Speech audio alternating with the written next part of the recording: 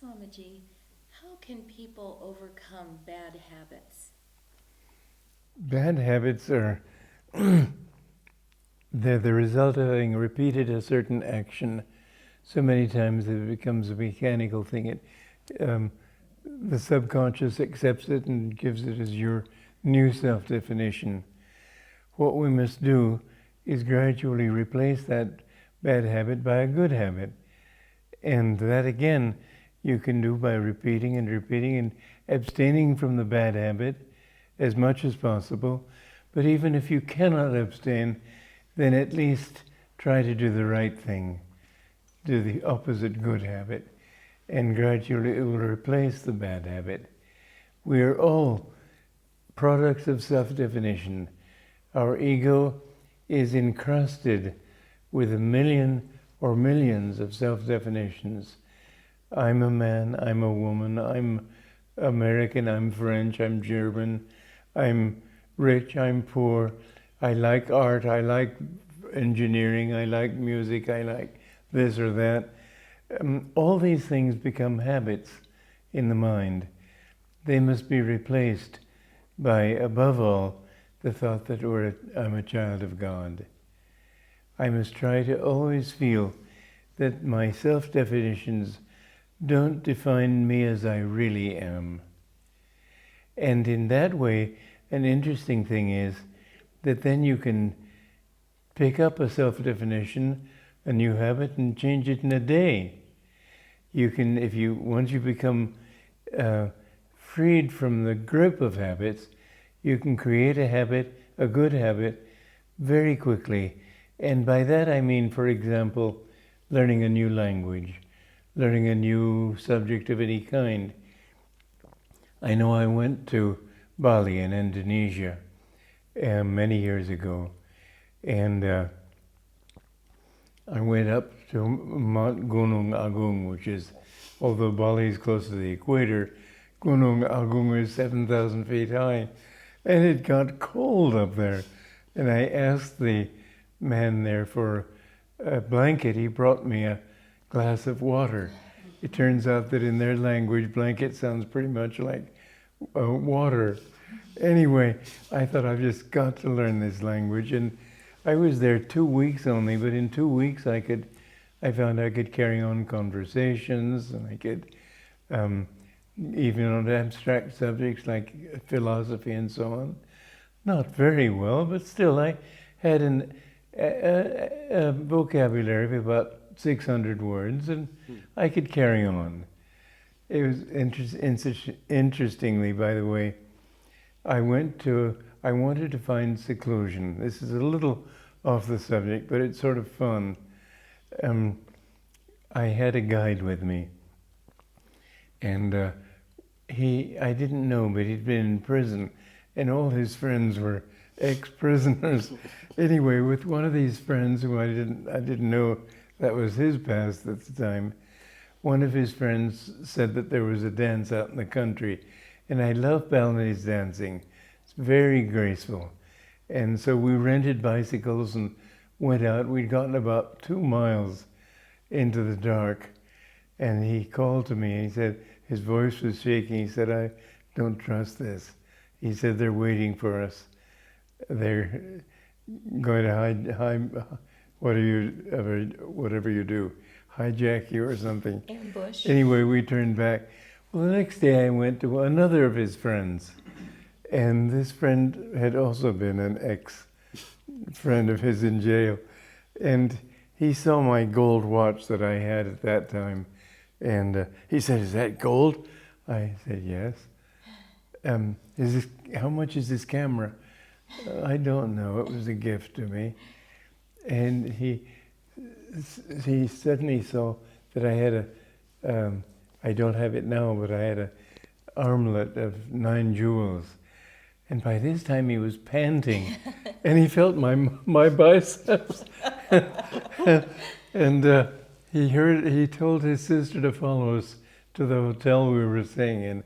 It was a motel with frogs in the pond outside, croaking very loudly.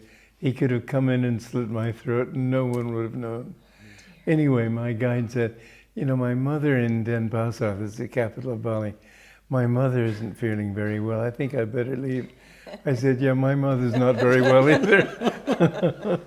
And so I said, I couldn't find a taxi, I couldn't find anything. Finally, I had to charter a bus, but I was determined to get out that day. But anyway, I had learned enough Balinese to carry on. You can learn many things once you can free yourself from self-definition. I say, well, I'm American, I can't talk French. Why not? You were a Frenchman maybe in your last life. You've been many, many things in many lifetimes. And people who refuse to accept reincarnation as a reality, nonetheless, they can say that potentially, whatever a human being is, any human being can be. Swamiji, what about not just learning a new skill, as you've described, but getting rid of addictive habits like smoking? Well, I had that problem. In fact, it's a good thing you mentioned smoking. When I was 21, I decided that I was going to give my life to God and become a hermit. And I thought, well, who ever heard of a hermit who smokes? And I did smoke about a pack a day. I think I gave most of them away, but I smoked a fair amount. And I tried to give it up. And I found that it was, as Mark Twain said, smoking's the easiest habit in the world to give up. I've done it 1,000 times. And I'd give it up, and then at lunchtime with coffee, it had tasted so good, I found myself slipping. And the interesting thing, I discovered this truth, and it's worth sharing. I found that even though I went back, I never said I failed. I always said, I haven't yet succeeded. And therefore, every time I failed and I haven't yet succeeded, it became an affirmation of potential success. After a year, I remember telling a roommate of mine, I was rooming with 4 young men, and I said, I'm giving up smoking. He laughed, he said, oh, I've heard that one before. But I was quite serious. I had a half-empty package of cigarettes, and I kept it in my pocket and gave them out to friends until it became empty. But I never had another desire. So if you have a habit that is very hard, yes, you may go back to it, but never say, I failed. Never say I failed. Never say I'm a sinner. Never say I'm bad. Never say I'm hopeless.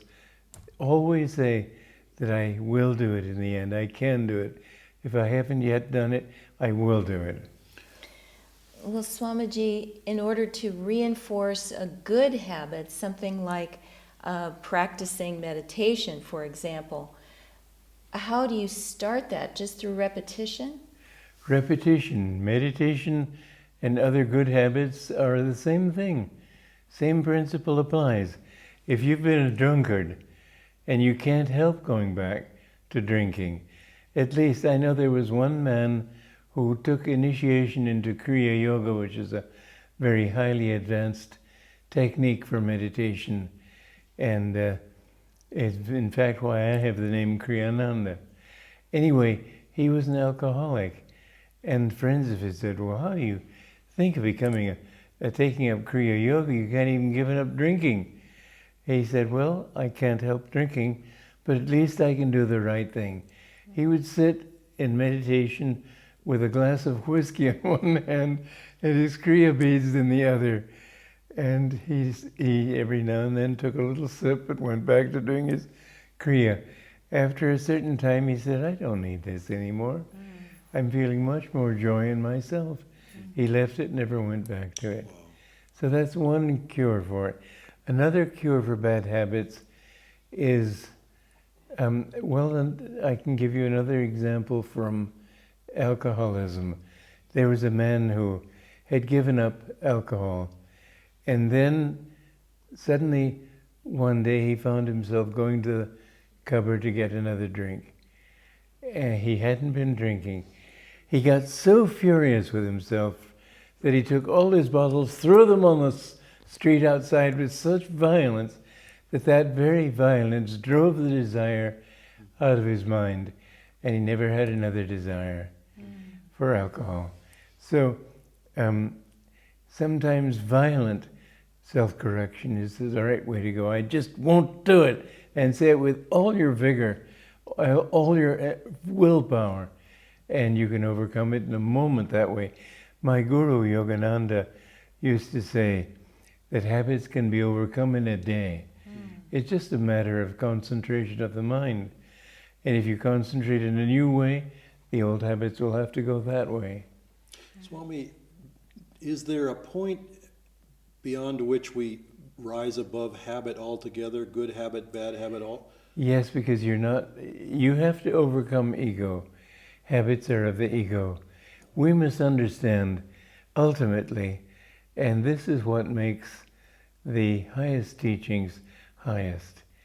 We can speak of them in this age, which we couldn't do so easily in the past, because now we know that matter itself is only a vibration of energy. Science has proved it. And so we have to understand that energy too is only thoughts. The whole universe is a dream of God's. And our job as a part of his dream is to merge back into him. This is called, in India, Sanatana Dharma, or the eternal religion. This is what Jesus Christ taught also. And the highest religion will always tell you how you can unite your soul with God, not merely be subservient to him, humble to him, have good habits in confrontation with him, etc. No, you have to understand that he is you. You can't say you are he, in the sense that the wave can't say that it's the ocean, but the ocean has become all its waves. Your only reality, finally, is the fact that you have come from him and you must merge back into him. That's why my guru said to me something very striking. He said, when you are one with God, you are God. That doesn't mean your ego is God or your little body is God, but your whole consciousness is God. He used to say, I killed Yogananda long ago. No one lives in this temple now, but God, but him. We must realize that the ocean has become all the waves. No wave can claim to be the ocean, but every wave can claim that it is a part of the ocean.